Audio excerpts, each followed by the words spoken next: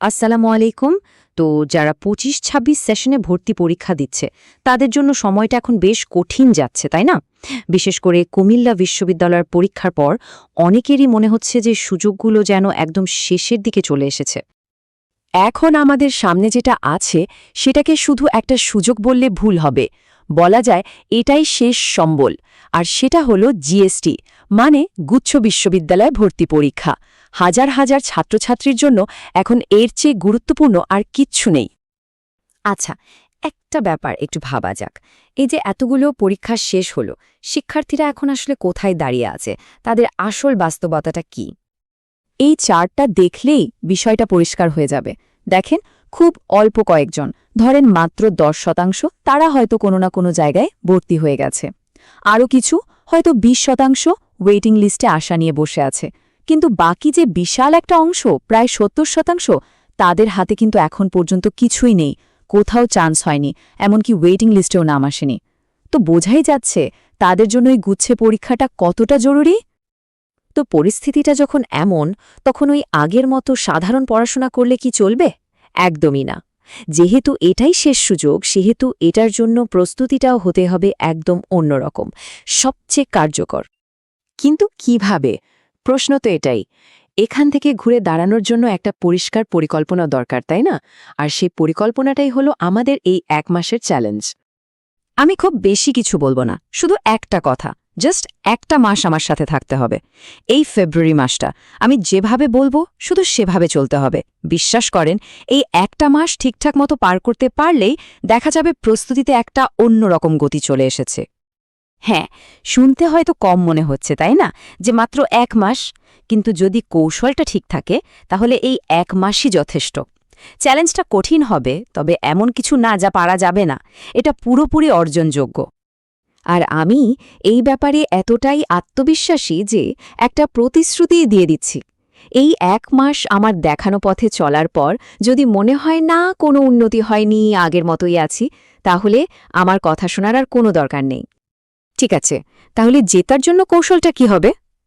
কৌশলটা খুব সহজ, কম কিন্তু কার্যকর। মানে কম পড়তে হবে, কিন্তু যা পড়তে হবে খুব ভালোভাবে পড়তে হবে। ওই যে পুরনো ধারণার সব পড়তে হবে, ওগুলো থেকে এবার বেরিয়ে আসতে হবে। এই স্লাইডটা একটু ভালোভাবে বুঝতে হবে। সাধারণত আমরা কি ভুল করি? ধরেন 100টা আলাদা আলাদা টপিক পড়া শুরু করি। ফলে কি হয়? মাথায় সব জট পাকিয়ে যায় আর পরীক্ষার হলে গিয়ে সব ভুলে যাই। কিন্তু স্মার্ট অ্যাপ্রোচটা কি?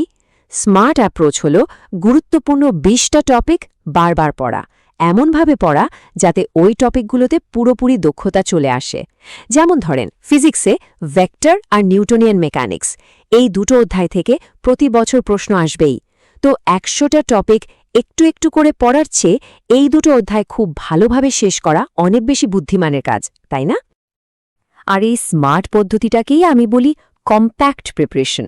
নামটা শুনেই বোঝা যাচ্ছে, তাই না? কম্প্যাক্ট মানেই হলো গোছানো। এখানে কোনো অপ্রয়োজনীয় হাবিজাবি তথ্যের জায়গা নেই। শুধু সেটুকুই পড়ানো হবে যেটুকু পরীক্ষায় ভালো করার জন্য দরকার। মূল লক্ষ্য হল প্রত্যেকটা কনসেপ্ট একদম শূন্য থেকে পরিষ্কার করে দেওয়া। আর এই পরিকল্পনাটা যে শুধু কথার কথা না, এটা যে আসলেই কাজ করে তার প্রমাণ হল গত বছরের ফলাফল। এই চারটা একটু দেখুন। গতবার জিএসটিতে চান্স পাওয়া শুরু হয়েছিল কত নম্বর থেকে জানেন? মাত্র 50 থেকে 52 নম্বর পেয়ে। আর যারা ভালো বিষয়ে ভর্তি হয়েছে তাদের স্কোর ছিল 70 থেকে 75-এর মতো।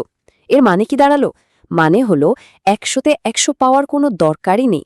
শুধু গুরুত্বপূর্ণ টপিকগুলোতে মনোযোগ দিলেই চান্স পাওয়ার মতো একটা ভালো স্কোর তোলা সম্ভব। তো ঠিক আছে, চলুন শুরু করা যাক তাহলে, একদম শূন্য থেকে। যারা ভাবছে সব শেষ, তাদের জন্যই কিন্তু এই নতুন শুরুটা। কিভাবে শুরু করব আমরা? পরিকল্পনাটা হলো, প্রথমত আগামী কয়েকটা দিন একদম রিল্যাক্স করতে হবে। মাথা থেকে সব চাপ ঝেড়ে ফেলতে হবে। এরপর ফেব্রুয়ারি 2 তারিখে আমাদের ওরিয়েন্টেশন ক্লাসে যোগ দিতে হবে। আর সেখান থেকেই একদম পুরোপুরি রিচার্জড হয়ে আমরা এই চ্যালেঞ্জটা শুরু করে দেব। আর এই যাত্রায় পূর্ণাঙ্গ গাইডলাইন থাকবে। আমি, সুমন ভাই, নিজে ফিজিক্স আর ম্যাথ পড়াবো। শুধু তাই না, বায়োলজি আর কেমিস্ট্রির জন্য ব্যক্তিগতভাবে গাইড করা হবে। গুচ্ছ ভর্তি পরীক্ষা নিয়ে আমার অনেক বছরের অভিজ্ঞতা আর আমাদের কত শিক্ষার্থী যে এখন গুচ্ছভুক্ত বিশ্ববিদ্যালয়গুলোতে পড়ছে সেটা তো যারা জানে তারা জানেই। আমার সবচেয়ে বড় স্পেশালাইজেশন কি জানেন?